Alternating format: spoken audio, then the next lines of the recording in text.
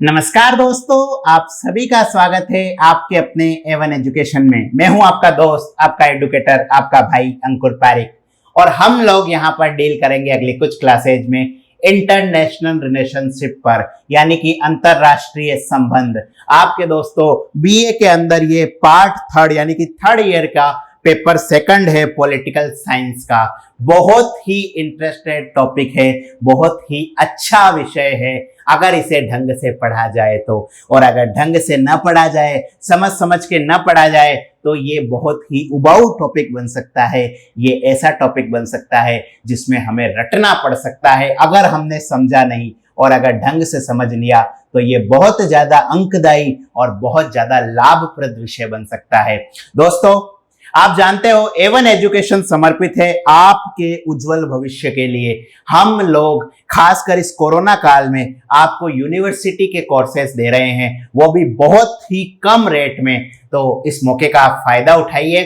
चलते हैं, हम शुरुआत कर रहे हैं आज से अंतरराष्ट्रीय संबंध यानी कि इंटरनेशनल रिलेशनशिप पर। आज पहली क्लास है तो हम चर्चा कर लेते हैं थोड़ा सा सब्जेक्ट क्या है, आखिर हमसे पर एग्जाम में किन किन विषयों पर जानकारी होने की उम्मीद की जा सकती है। तो दोस्तों सबसे पहले मैं आपको बताता हूं सिलेबस। आपका जो सिलेबस है वो 3 पार्ट में डिवाइड है, खंड क, खंड ख और खंड ग। खंड क यानी कि पार्ट ए के अंतर्गत सबसे पहला टॉपिक होगा द्वितीय विश्व युद्ध के बाद अंतरराष्ट्रीय प्रवृत्तियां।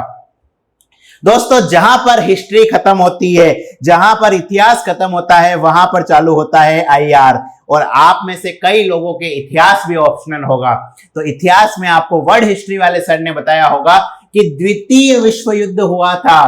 द्वितीय विश्व युद्ध जिसमें एक तरफ मित्र राष्ट्र थे, एक तरफ धुरी राष्ट्र थे। तो द्वितीय विश्व युद्ध की समाप्ति के बाद जो विषय चालू होता है वो होता है हमारा अंतरराष्ट्रीय संबंध।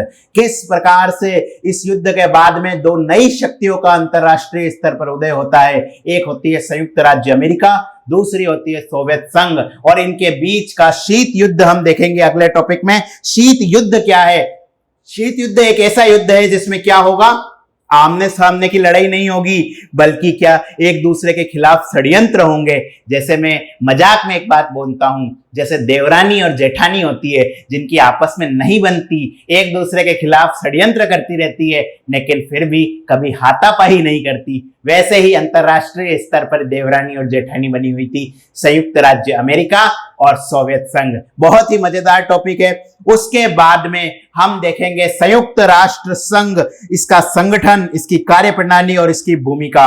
आखिर द्वितीय विश्व युद्ध के बाद पूरे विश्व ने देखा बहुत हो गया युद्ध, युद्ध में सब कुछ खो दिया है हम लोगों ने, तो क्यों ना हम एक ऐसा संगठन बनाए जो पूरी दुनिया के हित में और पूरी दुनिया की खुशहाली में बरकरार हो। इसे संयुक्त राष्ट्र संघ यानी कि यूएनओ कहा गया। बहुत ही मजेदार टॉपिक है दोस्तों। हम देखेंगे कि जब ये बना था तब इसमें केवल 51 देश थे, लेकिन आज इसमें 193 देश है। तो आखिर इतना लोकप्रिय ये कैसे हुआ है, आराम से पढ़ेंगे दोस्तों। इस सब्जेक्ट के अंदर हम व्यवहारिक उदाहरणों से समझेंगे, रटेंगे नहीं। एक अलग अप्रोच लेकर मैं आपके सामने आया हूं, क्योंकि अभी तक आपने देखा होगा कि जो आर्ट्स के सब्जेक्ट होते हैं, विशेषकर जो सामाजिक विज्ञान के सब्जेक्ट होते हैं, उन्हें ये कहा जाता है कि इनमें रटो। पर मेरा मानना है रटने से कुछ नहीं होगा, रटने की बजाय आपको समझने पर जोर देना होगा। अगला होगा संयुक्त राज्य अमेरिका, यानी कि अमेरिका अपने आप में किस तरह विश्व की एक शक्ति बन गई, किस तरह सोवियत संघ के पतन के बाद दुनिया एक ध्रुवीय हो गई। एक ध्रुवीय मतलब एक ठेकेदार हो गया पूरी दुनिया का।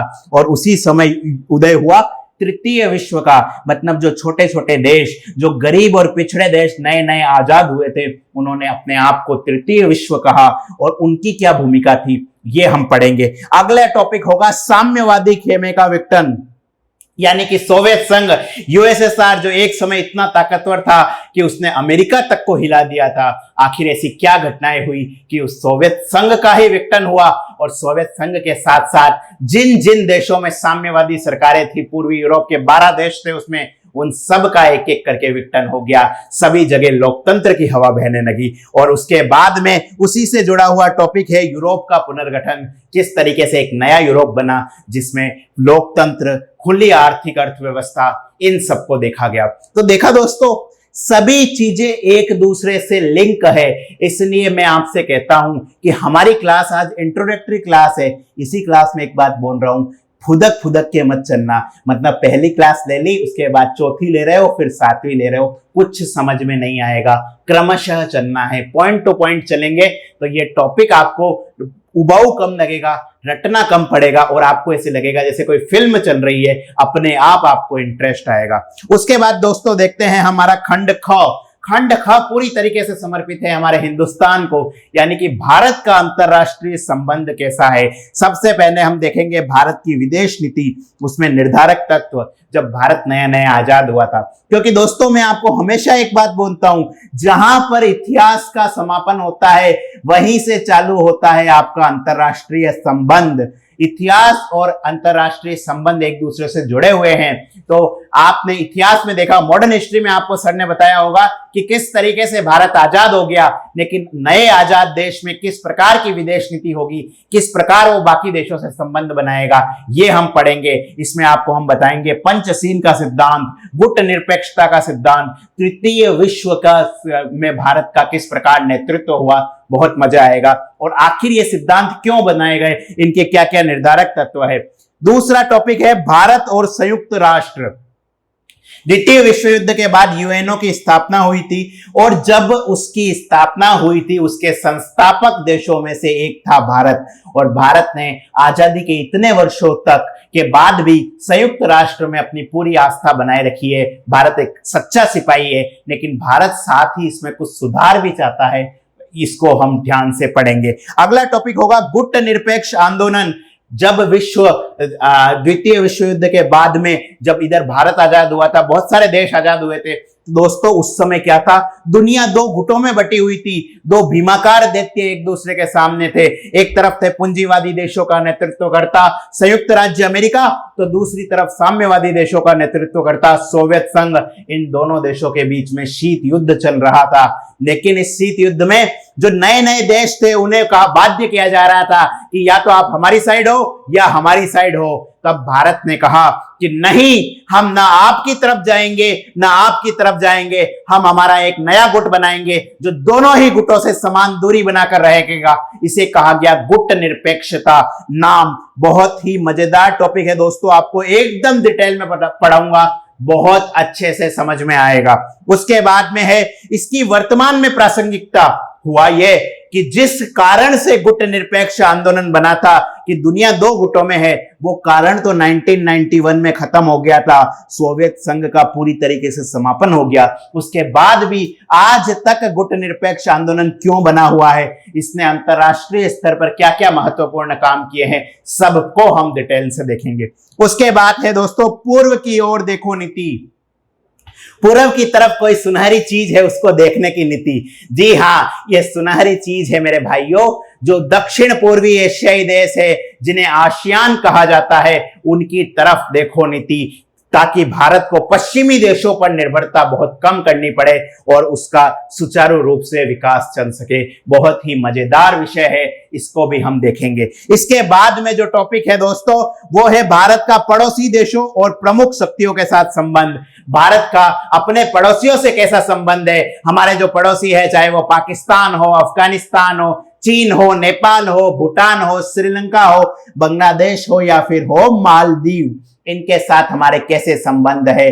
क्या हमारे संबंध इतने मीठे हैं, क्या हमारे संबंध कड़वे हैं, और संबंधों में जो उतार चढ़ाव आते रहते हैं उसको हल करने के लिए हमने क्या क्या प्रयास करे हैं। इसके साथ ही जो दुनिया की बड़ी बड़ी शक्तियां हैं, खासकर तीन शक्ति, संयुक्त राज्य अमेरिका, सोवियत संघ और बाद में रूस, और उसके साथ ही हमारा पड़ोसी चीन, इन तीन बड़े देशों के साथ हमारे किस प्रकार के रिलेशन हैं और इन संबंधों में सुधार के लिए हमारी सरकारें क्या क्या प्रयास कर रही है, ये देखेंगे। उसके बाद में देखेंगे समसामयिक बहुध्रुवीय विश्व में भारत। ये करंट का टॉपिक है दोस्तों, करंट का टॉपिक होने की वजह से ये अपने आप महत्वपूर्ण हो जाता है। इस टॉपिक में हम देखेंगे कि वर्तमान समय में, मैंने आपको पहले बताया था कि दुनिया दो ध्रुवीय थी जब द्वितीय विश्व युद्ध का अंत हुआ था।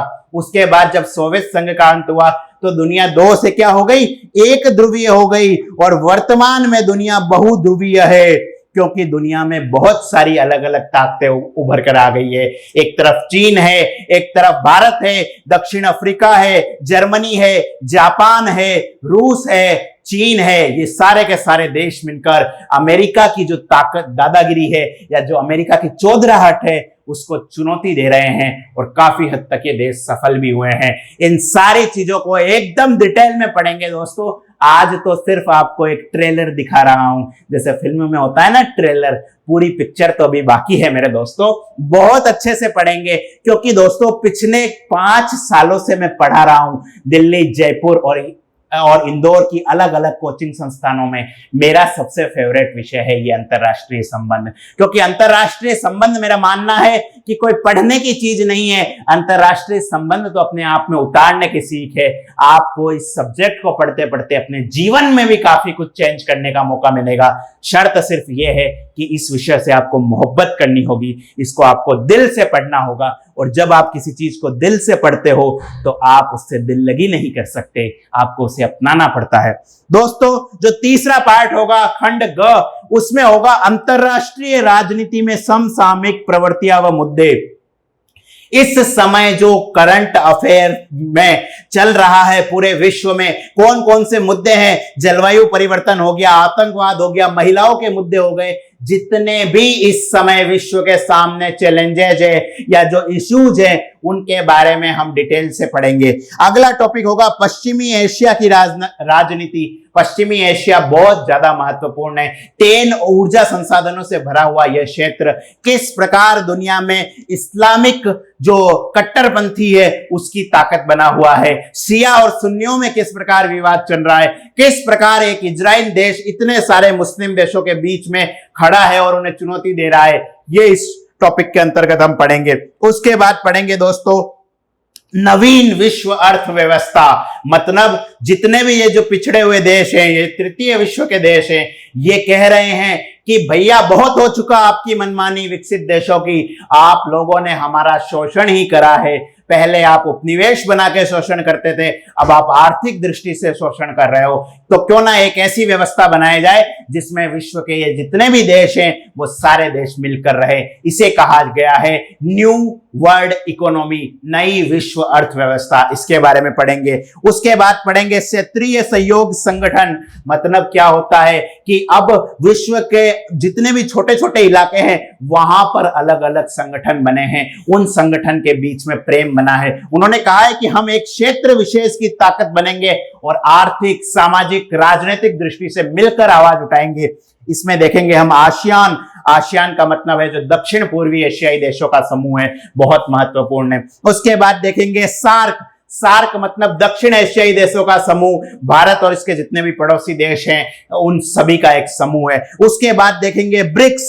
ब्राजील, रशिया, इंडिया, चाइना और साउथ अफ्रीका ने मिलकर किस प्रकार दुनिया में एक नया संगठन बनाया है। उसके बाद देखेंगे इप्सा। इंडिया, ब्राजील और साउथ अफ्रीका विश्व के 3 अलग अलग महाद्वीपों में बहुभाषी, बहुसांस्कृतिक, बहुधार्मिक और लोकतंत्र पर आधारित ये देश किस प्रकार मिलकर तृतीय विश्व के मांगे उठा रहे हैं, ये हम देखेंगे। उसके बाद देखेंगे दोस्तों संयुक्त राष्ट्र संघ में सुधार की मांग।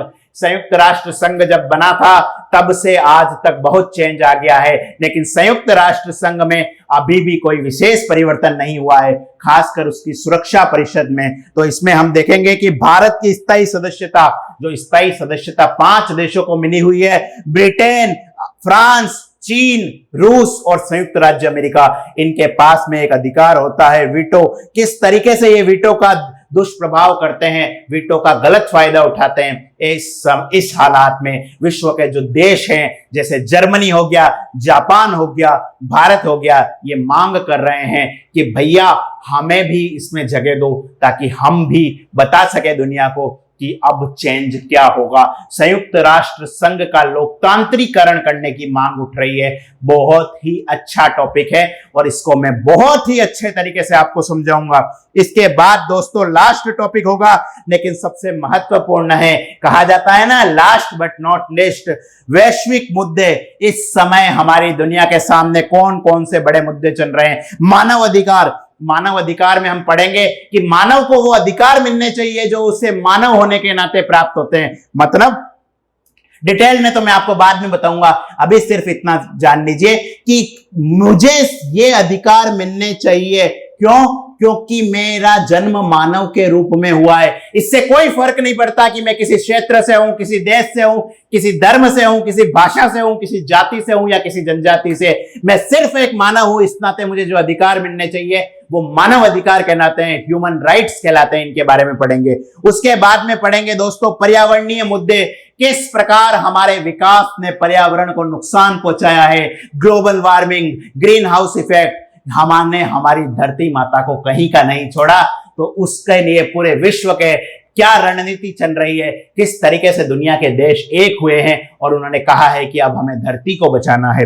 उसके बाद होगा लैंगिक न्याय, लड़का लड़की एक समान। ये बातें तो हम काफी समय से कर रहे हैं, पर क्या वास्तव में लड़के और लड़की एक समान है? और अगर समान है तो महिलाओं के खिलाफ इतनी हिंसा क्यों होती है? इसको डिटेल से देखेंगे। और विश्व में क्या क्या प्रयास हुए हैं लड़के लड़कियों को, नर नारी को समानता देने के लिए। उसके बाद पढ़ेंगे आतंकवाद, कि टेररिज्म क्या है, किस प्रकार आतंकियों ने पूरी दुनिया को हिला रखा है और किस प्रकार संयुक्त राज्य अमेरिका के नेतृत्व में पूरे विश्व ने एक युद्ध छेड़ रखा है आतंक के खिलाफ। और लास्ट टॉपिक होगा हमारा परमाणु प्रसार, कि दुनिया हथियारों की अंधी दौड़ में शामिल हो चुकी है। एक हर देश चाह रहा है कि उसके पास में परमाणु हथियार अधिक से अधिक हो। तो उसे हम देखेंगे कि आखिर इसे रोकने की तरफ क्या क्या उपाय किए गए हैं। इसी समय एक टर्म हम पढ़ेंगे निःशस्त्रीकरण। मतलब क्या है? भारत के प्रयासों से भारत ने ये कहा है दुनिया को कि भैया अब समय आ चुका है कि जो जो हथियार है उन हथियारों पर हम कमी लाए जाएं, अपने हथियार हम खुद नष्ट कर ले ताकि दुनिया को तबाही से बचाया जा सके। तो दोस्तों आपको मैंने कोर्स के बारे में बता दिया और हल्का हल्का ओवरव्यू मैंने दे दिया। मेरी आपसे रिक्वेस्ट है इस क्लास को आप कम से कम 5 से 7 बार देखें, क्योंकि इतनी बार देखोगे तो आपको क्या फायदा होगा। जो अति लघुत्तरात्मक प्रश्न आते हैं ना, जिनमें कॉन्सेप्ट 2-2, 3-3 लाइन में, वो तो आपको इसी क्लास से 70% सही हो जाएंगे।